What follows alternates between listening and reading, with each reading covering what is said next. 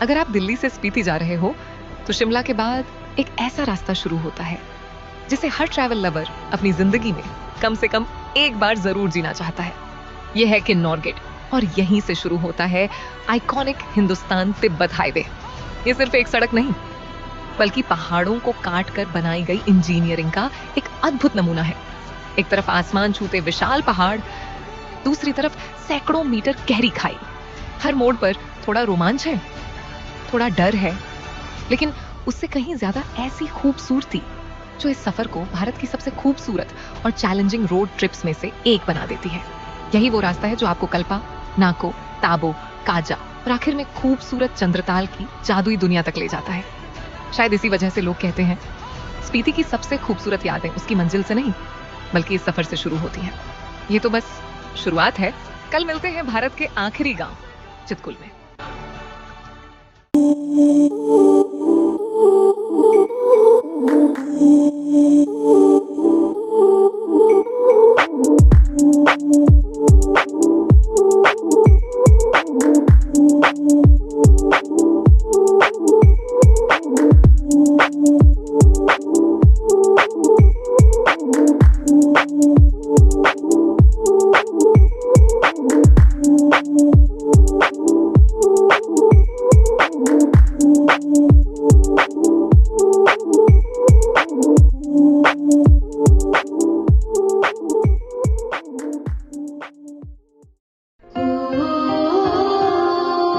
भारत के iconic Hindustan Tibet highway पर Kinnaur gate तक पहुंचे थे और आज सफर हमें ले आया है इंडो तिब्बत बॉर्डर की तरफ बसे भारत के आखिरी गांव चितकुल। लगभग 11,300 फीट की ऊंचाई पर बसा ये छोटा सा गांव, जहां पहुंचते ही लगता है कि दुनिया की सारी भागदौड़ कहीं पीछे छूट गई। सामने बर्फ से ढके पहाड़, किनारे बहती बसपा नदी और इतनी साफ हवा कि IIT दिल्ली ने इसे देश की सबसे साफ हवा का दर्जा दिया। यहाँ आओ तो भारत के आखिरी ढाबे पर रुककर खाना खाना बिल्कुल मत भूलना। यकीन मानो, ये सिर्फ खाना नहीं, इस सफर की सबसे खूबसूरत याद बन जाता है। इसी वजह से चितकुल को भारत के सबसे खूबसूरत गांवों में गिना जाता है। अगर कभी स्पीति जाओ तो यहाँ सिर्फ फोटो मत लेना, इस जगह को महसूस भी करना। कल मिलते हैं कल्पा में, जहाँ सुबह की पहली किरण किन्नर कैलाश को सोने सा चमका देती है।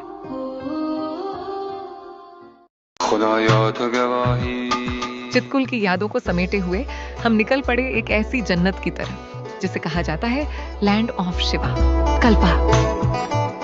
यहाँ से साक्षात महादेव के किन्नौर कैलाश का दिव्य रूप दिखता है, जहाँ से हर साल उनकी पवित्र यात्रा शुरू होती है। सुबह की पहली किरण जब इन विशाल पहाड़ों पर पड़ती है तो पूरा कैलाश सोने की तरह चमक उठता है। यहाँ के पोस्टकार्ड जैसे जादुई नजारे किसी ख्वाब जैसे लगते हैं, जिसे कोई कैमरा कभी पूरी तरह कैद नहीं कर सकता। यहाँ हिंदू और बौद्ध दोनों संस्कृति एक साथ महकती हैं। चारों तरफ सेब के बगीचे, लकड़ी के पारंपरिक घर और यहाँ के लोगों का अपनापन सीधे दिल जीत लेता है। एक तरफ रोगी विलेज का सुकून तो दूसरी तरफ सुसाइड पॉइंट का रोमांच आपकी धड़कनें बढ़ा देगा। अगर हिमाचल आ रहे हो तो कल्पा को मिस मत करना। पूरी ट्रैवल गाइड नीचे कैप्शन में है, इसे अभी सेव कर लो। कल मिलते हैं स्पीति के अगले पड़ाव नाको में।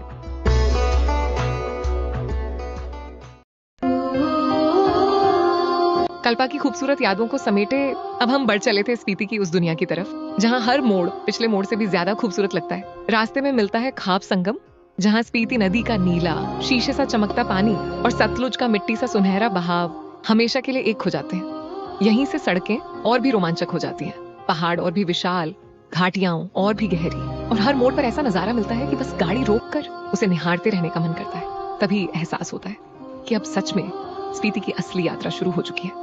इन्हीं मनमोहक रास्तों से गुजरते हुए आखिरकार हम पहुंचे नाको।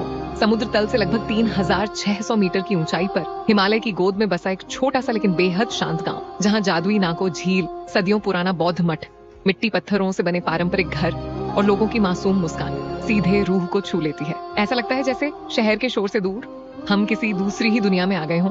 शायद इसलिए कहते हैं स्पीति की सबसे खूबसूरत यादें उसकी मंजिलों में नहीं बल्कि रास्ते में मिलने वाले ऐसे ही पड़ावों में छिपी होती हैं। कल मिलते हैं स्पीति के सबसे रहस्यमयी गांव ग्यू में, जहां 500 साल पुरानी एक मम्मी आज भी सुरक्षित है और आज तक दुनिया के लिए एक रहस्य बनी हुई है।